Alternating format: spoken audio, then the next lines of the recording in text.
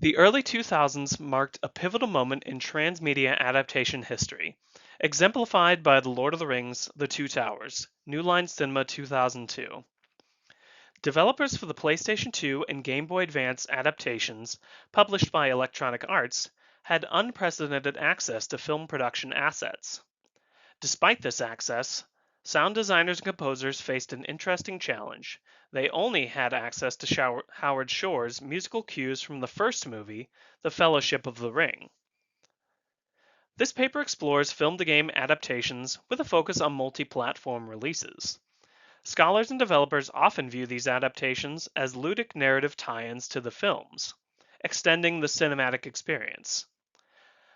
However, this perspective can sometimes overlook important factors, such as the agency of game sound and designers and composers, the examination of handheld games as a medium, and the fact that games were often released before their films, making them the first primary musical experience for many players.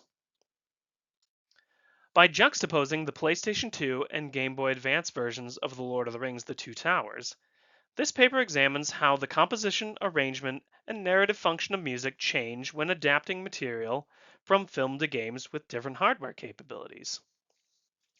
The composers and editors expanded on Shore's original compositions from The Fellowship of the Ring, forging their own musical narrative connections independently of the film. This study analyzes scenes from each game to illustrate the different approaches to adapting Shore's score for their respective platforms. In 2002, EA Games published several games based on Peter Jackson's The Lord of the Rings: The Two Towers. As detailed by media scholar Helen Young, EA only had the rights to produce games based on the films. The book rights were held by Vivendi Studios, who produced their own multi-platform versions of the Fellowship of the Ring. Additionally, due to time constraints, EA decided to skip Jackson's first film and produce a game based on the second film to correspond better with theatrical releases. The Lord of the Rings: The Two Towers for PlayStation 2 is an action-adventure game with light RPG elements and progression systems, developed by Stormfront Studios. Its gameplay roughly follows the plot of the second film in the trilogy, though as a result of the licensing rights, the game also includes stages based on the Fellowship of the Ring. Each stage centers around a set piece from the two films, and the game progresses linearly through each. In all missions except for the first two, players may choose between three playable characters: Aragorn, Legolas, and Gimli. As this choice suggests, the developers chose to leave significant portions of the films, most notably Frodo's journey, on the cutting room floor in favor of the more battle-heavy scenes featuring this trio. Scenes from the films are interpolated in between missions to string together a coherent retelling of the films. According to an interview with the director of audio at Stormfront Studios, Andrew Boyd, the audio team had access to the full soundtrack of the Fellowship of the Ring film. To fit the pre-existing music to this new interactive medium, the team built an adaptive algorithm which tied into the rest of the game's systems to change music based on in-game status, player inputs, and many other factors. Then the music editors laboriously cut Shore's original soundtrack into different pieces, adding markers with which the adaptive system could choose cues based on these various criteria. Boyd succinctly stated the team's goal in this interview, saying, "We, quote, wanted to make the music to sound as if it was actually composed directly for the game," end quote. In an article for Game Developer, Boyd clarified the goals and challenges for his team, saying, quote, "We wanted to be very respectful of the music. Howard Shore's score to The Fellowship of the Ring is beautiful and powerful to a degree, rare in major films, much less games. We were honored to have access to the entire unedited score and to be given free rein to rework it into a form we could use in the game. We tried very hard to maintain at least the spirit of its thematic content.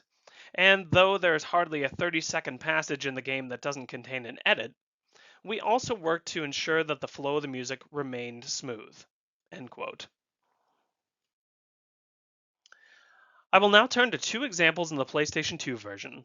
The first example is from The Fellowship of the Ring, where the team had access to pre-existing music that could readily fit into the needed mission.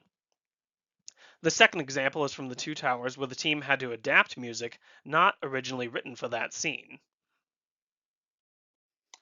I'll start with the climactic battle at Amon Hen from Fellowship of the Ring. In this scene, the editorial team used two different orchestrations of the Isengard theme, switching between them based on level progression. Initially, the Isengard theme is understated. As the player approaches the bridge, an in-game cutscene triggers a change to more bombastic and urgent material. Describing this level in particular, Boyd explains that, quote, technically this is not exactly the way the music is put together in the film, but the resultant emotional affect ends up feeling similar, end quote.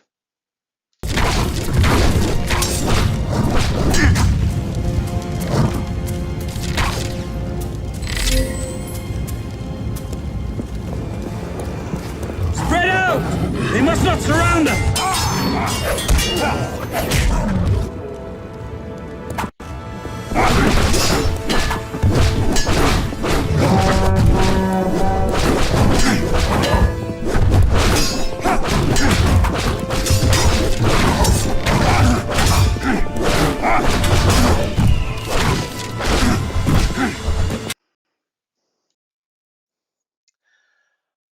For scenes from the Two Towers film, the sound designers faced the challenge of not having pre-existing music available. They addressed this by logically applying music from the Fellowship film.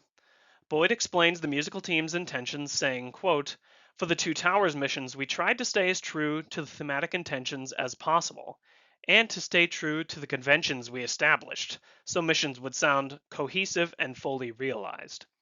For example, while we obviously didn't have a Helm's Deep theme per se, we were able to use music from the Fellowship that was thematically related to the characters or action in some way, while keeping the emotional tenor correct for the given gameplay circumstance. End quote. In this mission, Helm's Deep: The Breached Wall, the team chose to utilize material from the iconic Ringwraith theme from the first film.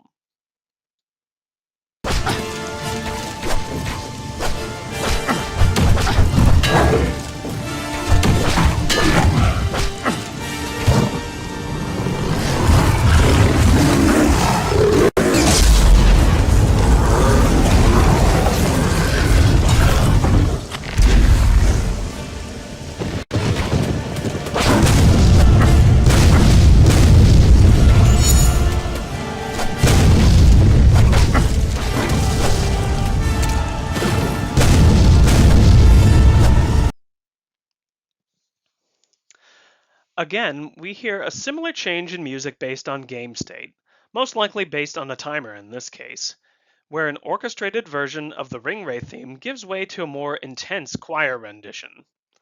Boyd's goal to stay true to, quote, thematic intentions reinforces his wish for the music to sound as if it were composed for the game. The musical connection is not a stretch, since Boyd and his team used only music originally composed by Shore. In his new book, Tim Summers explains the musical connection attracts potential players of licensed games who want to interact with established characters and worlds, or experience again a world already established in a film. However, Summers notes that composers must strike a balance between what he calls directional music, or music written with specific timings that must adapt to fluid interactive gameplay experiences, and the needs of the gameplay medium on the other hand. Leaning too far one way or the other threatens to lose either the filmic connection or risks creating inept gameplay music.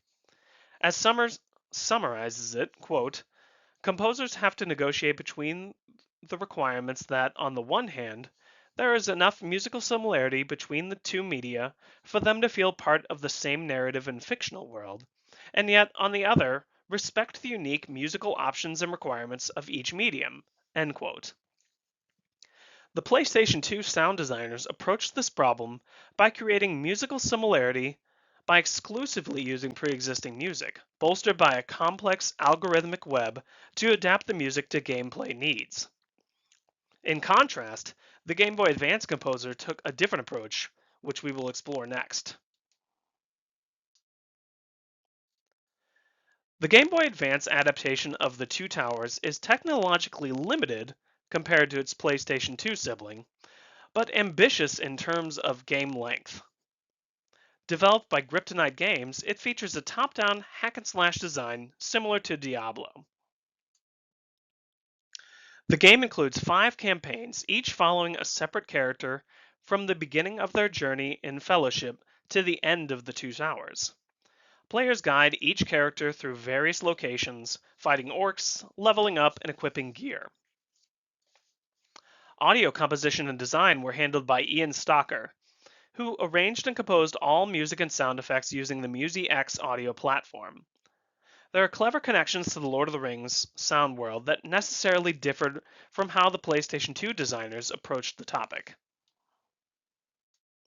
In an interview about another project, Stocker discussed composing for the limited sound hardware of the Game Boy Advance. Quote, "It's really a matter of taking a limited framework and using illusory tactics to make it seem like those limitations are breaking down. You try to make a few voices sound like more and play to the system's strengths. Although it seems limiting to have so few voices to work with, or so little sample memory, it actually helps give the soundtrack a unified, more directed sound overall." End quote. Stocker highlighted the benefit of limited capabilities in creating a unified soundtrack, but later in the interview, explained that he was constantly wary of the overuse of recognizable themes to avoid player fatigue.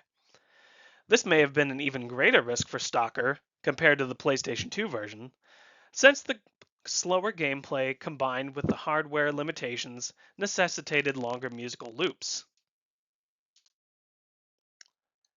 In this section, I will play 3 brief scenes, 1 from Aragorn's campaign and 2 from Éowyn's campaign.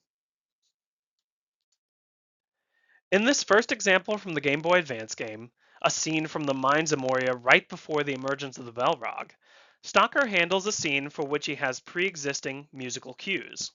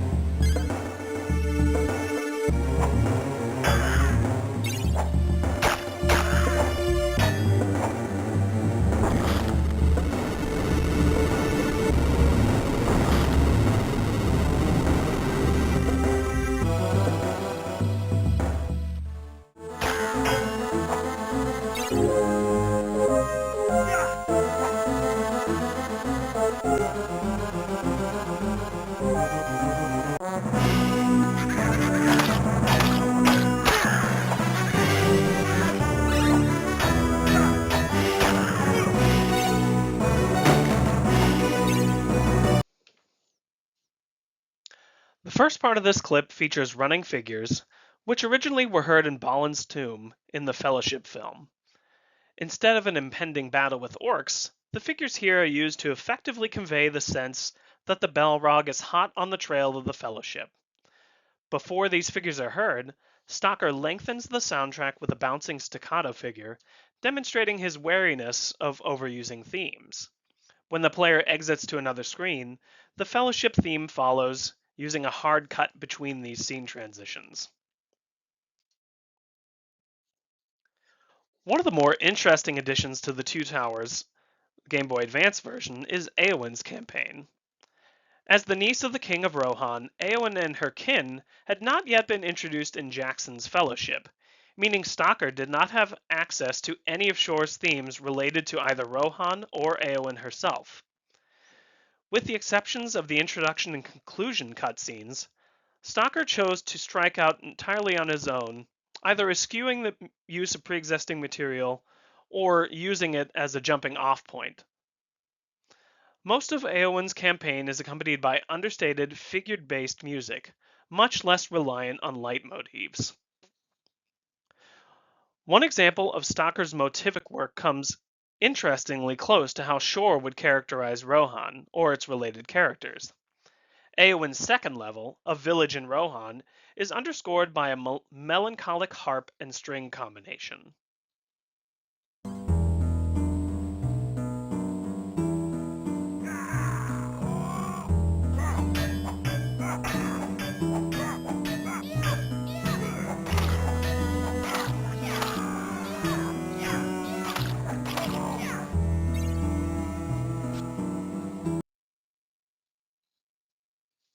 At least in terms of timbre, this arrangement is similar to Shore's characterization of Rohan.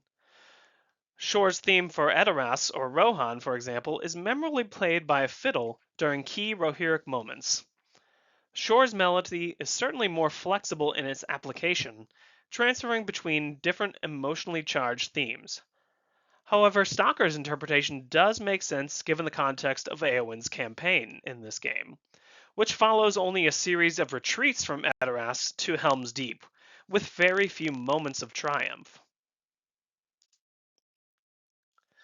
Rather than triumph, Eowyn's campaign ends with a sense of relief after the Battle of Helm's Deep. Here, Stocker brings in material from the Fellowship, including the Shire theme, to underpin the moment. Stocker seems to be following the spirit of the end of the Fellowship film by transplanting the exact music that ends Frodo and Sam's journey.